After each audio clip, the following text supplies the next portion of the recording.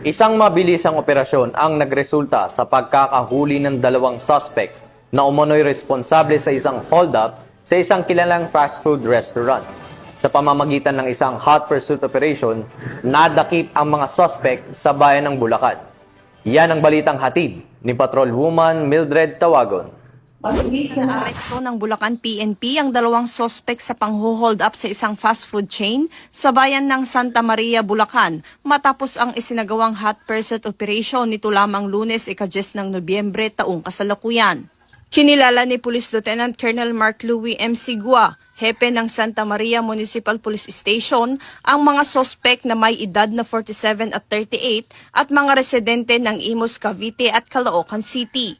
Ang itinuturong responsable sa pangho-hold up na naganap noong Nobyembre 9, 2025. Agarang nagsagawa ang Santa Maria MPS ng follow-up at hot pursuit operation na nagresulta sa pagkakadakip sa mga sospek sa Barangay 175 Caloocan City. Nasamsam mula sa mga naaresto ang ginamit na sasakyan, 2 pares ng plaka, isang caliber 38 na baril na may bala, malaking halaga ng pera kasama ang barya, 3 cellphone at iba pang kagamitan na pinaniniwala ang ginamit sa krimen. Nabigyan naman ng kanilang karapatan sa ilalim ng Miranda Doctrine ang mga sospek habang inihahanda na ang kaukulang kasong kriminal na isasampa sa tanggapan ng piskal sa Malolos City.